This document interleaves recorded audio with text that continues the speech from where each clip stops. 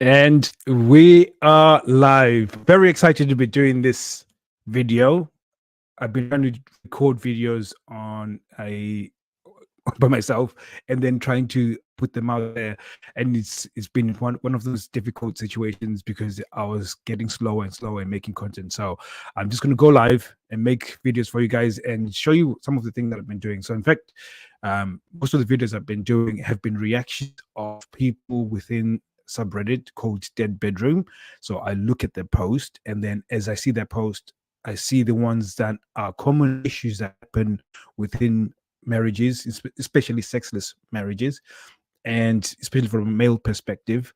And today's post that we're reacting to is one of the one, one I hear the most from guys, where how do I overcome rejection when it comes to initiating, and then how do I navigate around that? Because most people, when they go and try to initiate, when they do get a rejection, they really don't know what to do afterwards. And really, there's one part about being rejected is that usually affects the next time you try and do attraction, because all of a sudden because you're rejection sensitive, because you got upset by it, you've created a negative uh situation around that. So next time you go and do it, she remembers that negative situation, you try and do it again, then you get rejected again. So there's one thing about that. So we're going to react to this post here, and I'm going to summarize because I'm not that great at reading. I'm dyslexic, so I sort of summarize them. I've already read it a few times, and really this guy is just talking about more that he's been trying to initiate with his wife. He tried to initiate initially, and what happened is that when he started initiating, they were being playful. And I think this is one thing that I need to really be approving this guy, because one thing is that most guys, they sort of when it comes to initiation, they do this thing where they just go straight in for the kill instead of really taking the time to be playful. And the playful part is very important, because it's what we call the attraction piece, or at least you have to do the attraction stuff.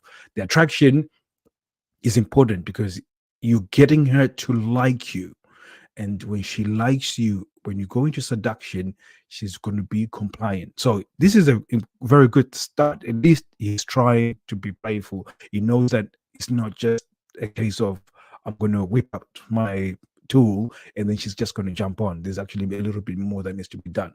But there's a few things that we're going to point out here that's going to help him, at least if he sees this video, obviously. It's that's going to help him along to actually do it in a very good way. So he goes on to say, yeah, he's going to try from past experiences. He's learned that whenever he's tried to initiate, it will just end up to nothing. So really, he told her that, okay, let's not do this anymore, let's stop being playful. And then she tried to do it again, and there was this just weird dynamic around being playful. He didn't know what to do. So the biggest problem here, like I said, I think, is the fact that when he's being playful, he wants something from it. So in this case, we call it outcome dependency. So what outcome dependency is that he's doing something, he's doing this playful stuff, hoping to get some sexual something from it. And really, it's similar to a comedian. If a comedian goes in for his set and all he's thinking of is making people laugh, and he's nervous that people might not laugh and people might not do respond to his set, what will happen is that he will end up bombing because he's not focused on being funny. Now, if he wants people to laugh, he has to find himself funny. He has to be making it that whatever he's saying, it has to be funny to him first, and he has to be enjoying what he's saying in order for everybody else to enjoy what he's saying. And I can give you an example. If you took your favorite comedians set, for example, and then you printed it out and you started reading it, none of it would be funny. So you can see that if the guy's now reading it and he feels like he's funny, then therefore it transfers to the other person. So he has to be in that funny zone in order to be funny. So when it comes to being attractive, you have to be in that are really enjoying this moment. If the translation of that funny zone is, you have to focus on self amusement. I have to be enjoying the attraction piece more than me trying to get laid or get sex.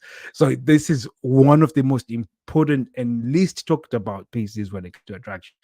When you try to attract your partner, it's more about self amusement, doing things that I find hilarious. I find exciting, and what that does, it creates this enjoyment vibe. So it becomes amazing. So for this guy, in this case, she was responding to being playful. If he focused on just being playful and fun and built on that fun vibe, he was most likely going to be able to transition into seduction.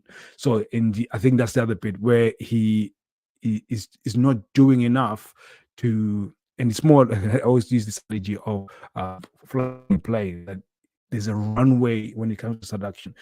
You have to do the initial bit where you got the attraction, and then you gain momentum. When you get that momentum, then you can transition into seduction, and then you can then go to having sex. But now most people sort of bypass all of this and want to go into straight into sex, or they just do a little bit of attraction, and any sign of good response is a trigger for them to want to do something. Now, when it comes to rejection, most people get rejected not because of who they are and how they look.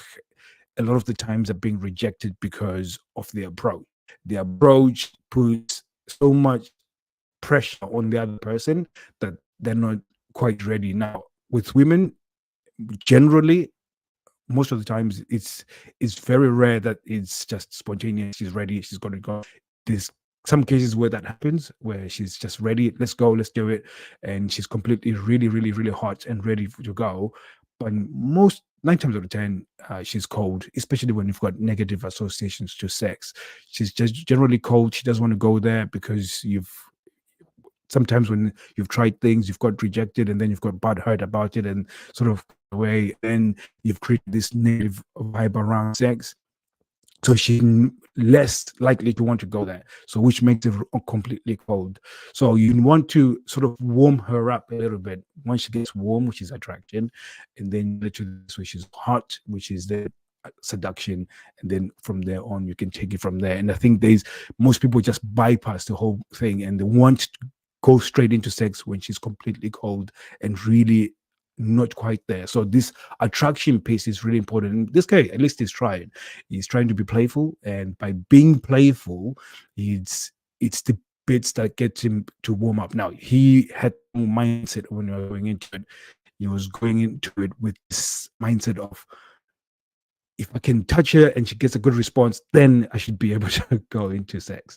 And it really does bypass the whole other process, which is, in this case, because of him being in a sexless relationship, it's very important that he's focused on self-amusement, them having fun, him he needs to get her to like him and enjoy the vibe, and then they can transition into seduction and then move things forward. And for many of you guys within a sexless relationship, this has to be a process that you continue building up over a period of time.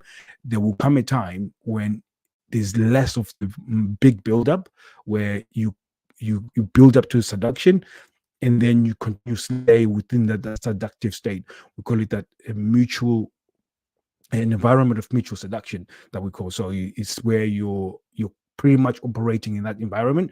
Then anything goes, and at any time, because you're consistently in that place. So again, that's a tool that we'll be able to teach. We're creating a free course about attraction, where you'll be able to do these steps where you getting to your partner to feel attracted and really like you. And this is an important piece.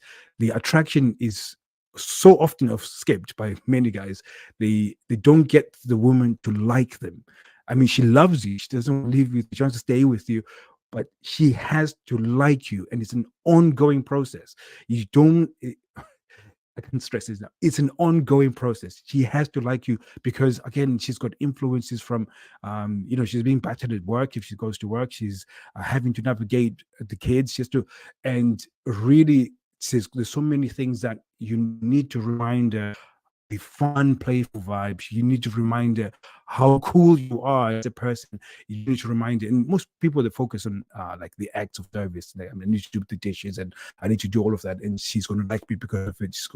She will not like you because of it, because you're just being a partner, and that's it. But if you are, playful, you're funny, self-amusement, and again, I'll just backtrack a little bit. Most people live boring lives. Everybody lives boring lives, especially if you're an adult and you've got kids. Life is really boring. And that's why social media is so effective, because we're trying to entertain ourselves.